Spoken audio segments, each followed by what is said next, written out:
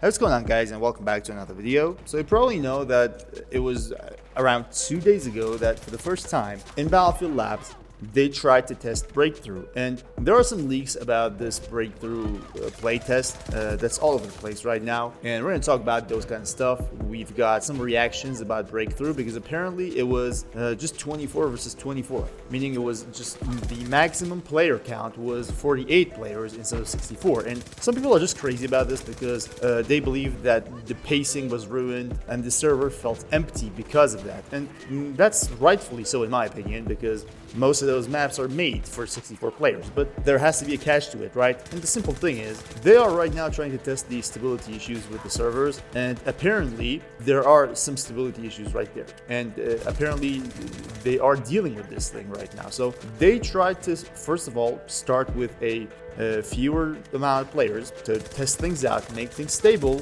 and then just go further, make it 64 players. So it's understandable. The game's pre-alpha.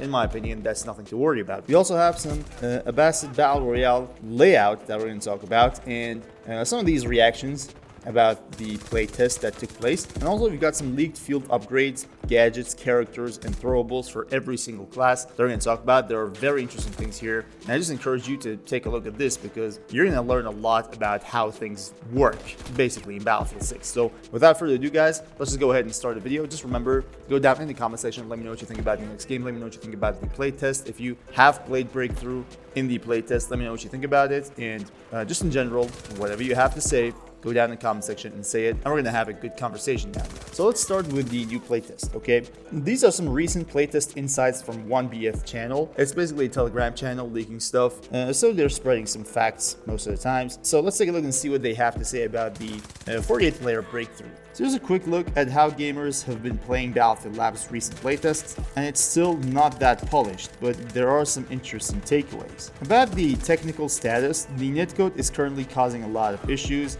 unreliable hit registration, visual glitches, problems with client syncing and updating. These issues are some of the most common complaints from players. For Capstone's Breakthrough gameplay, they say it feels boring and repetitive. 48 players just ruins it. 64 would be more fun. The pacing is sluggish with drawn-out fights, but on the other hand, the Abbasid Breakthrough provides a significantly better experience, a more colorful, polished, and balanced map. Just visually feels more finished from the first test. And as a conclusion, Battlefield Labs gameplay tests are still largely focused on technical validation. Hope to see some more meaningful progress in future tests. So, you know, having too much players in Battlefield just sucks, and having too little also ruins the experience, you know? Sometimes the difference between 48 players and 64 players is just impossible to ignore. Even in Conquest, like sometimes in 2042 with those huge maps, sometimes when you play Conquest 64 and there are just 24 players on each team, you kind of feel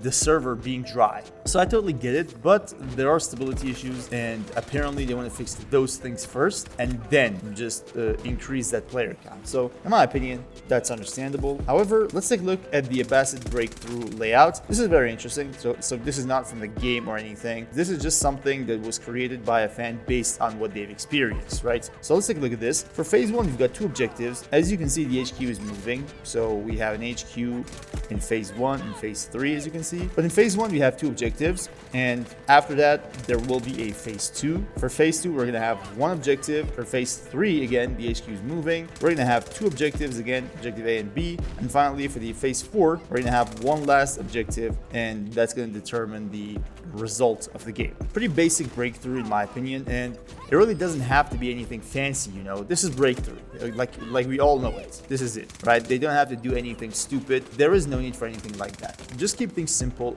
and it's going to work out. The only problem with Breakthrough, apparently in the playtest, was being 48 players, like capped out at 48 players, which was an issue and definitely is. Battlefield is made for 64 players, and that has to be the goal, and I'm pretty sure it will be the goal if server stability issues get out of the way. So there's not a lot of reasons to be worried about those kind of stuff, because we have some very interesting things to worry about, in my opinion, as Battlefield community that we're going to talk about in just a few seconds. So we've got some character leaks, gadgets, throwables, and field specializations. In my opinion, this is just not a cool name. Field upgrades from Battlefield 4, they were spot on. Okay, and in my opinion, everyone's gonna call them field upgrades. I'm gonna start doing it, and I hope other fellow YouTubers start doing it, because field specialization is just not cutting it. Anyway, it doesn't really matter what the name is. Let's take a look at this. So this is for Assault class. As you can see, we've got some visual customizations here, and there are characters here, okay? So one of them is called Ruben Quinter, and the other one is called Wisp. Wisp is probably a placeholder. Even the description is a placeholder. A lot of people worry about these characters. In my opinion, you don't really have to, okay? This is the only way they can sell us some cosmetics, and they have to do it. Let's be honest, it's 2025, everyone does that, and they have to do it as well, right? They need to sell stuff, and this is the only way. Like, this really makes sense, because these characters are just names and visuals. For example, every single Assault character has some sort of sledgehammer on their back, so you can visually tell if the character is Assault, Engineer, whatever. In my opinion, you don't really need to worry about these kind of stuff. What you need to worry about, in my opinion, are these uniforms. It's really interesting, but literally no one's talking about them. Just take a look at this. The game's pre-alpha, I know it, okay? However, I'm just telling you what I see. These uniforms, they might look realistic compared to some ridiculous 2042 skins, but in my opinion, even the basic 2042 uniforms are way better than these. Just look at this. This looks like a mobile game. Especially the Ruben Quinter here, the one on the left, is ridiculous. The Wisp's uniform is way more realistic. But just generally speaking, there are so many customized loadouts on the internet from Special Forces and, things that you can just Google right now, and the Google's gonna give it to you. Some badass uniforms, things that you really feel like some sort of brute special force going into the battlefield. If they kind of give you a good feeling, just remember Battlefield 4, take a look at the uniforms in Battlefield 1, and just compare it to this. Compared to Battlefield 1, this looks like a mobile game. Just honestly, this is my honest reaction to these uniforms, okay? So this is about Assault. We've got some other uniforms that we're going to talk about. Okay, moving on to loadout customizations. For gadgets, we've got some sort of flame shotgun. Some of these names are translated from Russian, so some of the names might look weird for some reason. We've got some high explosive launcher, we've got an anti-vehicle launcher, a blast launcher, a smoke launcher, and finally a breaching projectile launcher. Now, so many people have no idea what this breaching projectile launcher is, but in my opinion, it has to be something like the SPH explosive launcher in 2042. Just shoots some sort of sticky grenade and then detonates after a few seconds. That's what comes to my mind. And for throwables, we've got a grenade launcher, smoke, incendiary, compact, mini grenade, stun grenade, flash grenade, and finally the throwing knife. So much throwables for Assault class. And the class gadget, as you guys probably know by now, is called the Adrenaline Injector. I guess the real name is the Adrenaline Shot. And it just boosts your HP, grants you some resistance to stun and flash, things like that. But about the field upgrades, these are two field upgrades that you can basically choose between, apparently. The first one is called the Frontline. Level 1 is called Grenadier. You can carry more grenades. In level 2, you can have resistance to explosive damage. In level 3, you're going to reload your gadgets faster. And in level 4, you can temporarily just gain extreme damage resistance against explosives. So this is one. The other one is called Commando. So in level 1, you can reveal nearby enemy gadgets. Their movement speed penalty while firing and switching weapons will be negligible. In level 2, you can carry additional med pens. In level 3, your health regeneration is going to be faster. And in level 4, you can use an enhanced combat stimulant that can reveal enemies in addition to the usual effects. And kills actually prolong the duration of this effect. So this is definitely something that the Assault players really would like to have. Something that actually reveals where the enemy players are. This, in my opinion, will make some problems if this is going to be what we get at launch, because I'm pretty sure it's going to be OP. Something like that is going to be OP, and I'm pretty sure every single Assault player will choose Commando over Frontline. So that's just what I think. However, let's take a look at the Engineer class here. For characters, we've got Nicole Dumont here and another placeholder called Jazz. So we're not going to waste any more time talking about characters here. Let's take a look at the loadout customizations, and here we've got the gadgets. So for gadgets, we've got a surface-to-air launcher. This is going to be the Stinger. We've got a pressure mine. We've got an unguided rocket launcher, which is the RPG. We've got a long-range launcher, which is definitely the FGM Javelin. And finally, we've got the motion sensor. For throwables, we've got the anti-tank grenade, we've got the frag grenade, smoke grenade, and finally the incendiary grenade. So we only have 4 throwables for engineer at the time being, and the class gadget is definitely going to be the repair tool. Again, as you can see here, the uniform for Jazz looks great, in my opinion, realistic. It just looks good. But just take a look at the other one, Nicole Dumont. That uniform, especially the headgear, like the neck and the headgear, is just ridiculous. Just looks bad, to be honest. About field upgrades, we have 2 field upgrades. Again, one of them is called anti-vehicle and the other one is called mechanic. For anti-vehicle level 1, you will slow down vehicles you heavily damage, gain extra rockets, and reveal vehicles you damage. For level 2, you're going to reload your rocket launchers faster. For level 3, vehicles you damage or spot are easier to lock onto. And for level 4, you will deploy a suicide drone capable of disturbing vehicles upon detonation. So this is very interesting. I don't know if you are going to deploy that drone or the drone is going to be deployed itself after some sort of cooldown or something. I don't really know, but it has to be something you do, in my opinion. And for mechanic in level 1, slower heal build-up on vehicle weapons and repair tool. Vehicles you occupy take longer to lock onto and automatically spot nearby mines. This is very interesting for a level 1. So in level 2, vehicle equipment recharges faster. In level 3, the health of vehicle you occupy is not restricted by health brackets. So I'm guessing that you will be able to have more than 100 HP. More than 100 HP for a vehicle. Something like that comes to my mind when I read this. I'm not really sure about this, but that's really what comes to mind. And if that's the case, it's going to be sick. I gotta be honest. And in level 4, enhance the repair tool while on foot and or to instantly heal the vehicle you occupy. Now this has to be very ridiculous. How are you going to be able to instantly repair a vehicle? Like, these field upgrades kind of look sus, honestly, because the balance is not present here. You don't feel like these people actually thought about these kind of stuff. I don't know what it means by instantly. Maybe it just heals faster. But an instant heal, imagine you have like 20 HP left in a vehicle and you just instantly put it back to 100. That has to be ridiculous. Like, that's going to be impossible to counter some of these vehicles. You know, we need more descriptions, or we need to play. That's basically how I can put it. Now let's go ahead and take a look at the support here.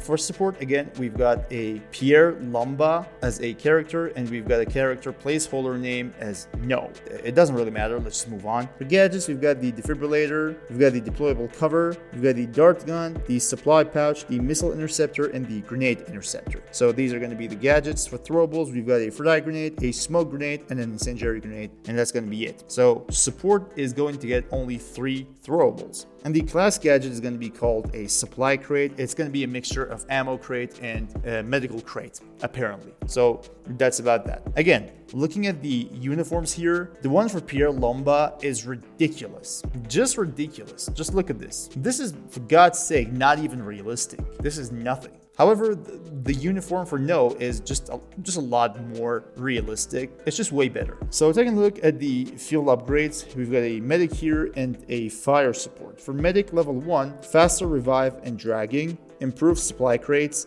and heal while reviving. For level 2, improve the supply crates healing. For level 3, defensive gadgets recharge faster and have increased capabilities. And for level 4, heal others as if you were a supply crate and revive much faster for a limited time. I have no idea what this means. Like, heal others as if you are a supply crate. Does this mean that if you just walk beside someone with low HP, you're gonna heal them without doing anything? I don't know. If that's the case, that is just ridiculously unrealistic.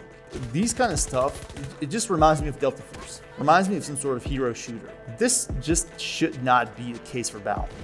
Honestly, these level 4 field upgrades are kind of terrifying me. These are the things that you guys need to worry about, not some sort of character name.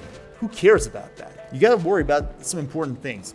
That being a supply crate yourself, healing people nearby, is just ridiculous. It feels like Titanfall to me. It doesn't feel Battlefield at all. And then for fire support field upgrade level 1, you're going to resupply ammo faster, transition from prone faster, and aim faster and move while aiming faster using LMGs. So this is already OP. For level 2, increased radius for teammates to pick up ammo from you. For level 3, improve the effects of mounting your weapon. You're going to probably get some less recoil, more accuracy when you're on bipod or something. something. And for level 4, drop a crate that instantly resupplies teammates once. This looks like a lot better when it comes to balancing. Let's take a look at Recon here as well, which is translated to Scout, but in my opinion, that's just bullshit. It's going to be Recon as it's supposed to be. Again, for characters, we have a Beatrice Reyes and some placeholder name called Aver. Doesn't really matter. For gadgets, we've got Detonation Charge, has to be some sort of, C4 or something. We've got a deployable beacon, Recon Drone, Laser Designator, and finally the Claymore Mine. For throwables, we've got the Frag Grenade, Smoke Grenade, Incendiary Grenade, and the throwable motion sensor, which you guys probably know. We have this in Battlefield 2042, Battlefield 4, you name it. And the class gadget is going to be the motion sensor. This is going to be Tugs, probably. It looks like Tugs, and it probably will be. Looking at the uniforms here,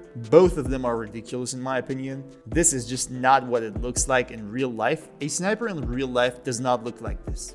They don't. They don't have radios and antennas coming out of their uniforms. This is not what a realistic sniper would look like. I know the game's pre-alpha, but these guys need to put some time and energy into actually looking up these things in real life. People who are drawn to these things, people who are interested in special forces and stuff like that, they know this is not realistic. So these guys need to actually level up their game when it comes to uniforms, because this is not what we want. This is not what I want, and I want to know what you want down in the comment section, so go ahead and do that. For field upgrades, we've got one called Intel and another one called Pathfinder. For Intel level 1, spot by aiming, eliminate weapon sway, gain resistance for spotting. Enemies you shoot with bolt action rifles are revealed and heal slower. Enemies you headshot with bolt action rifles cannot be revived. This one's very interesting. I actually had this idea from Battlefield 4, honestly. I was like, someone who gets a shot in the head with, I don't know, a 338 Lapua, that person should not be revived. They're dead.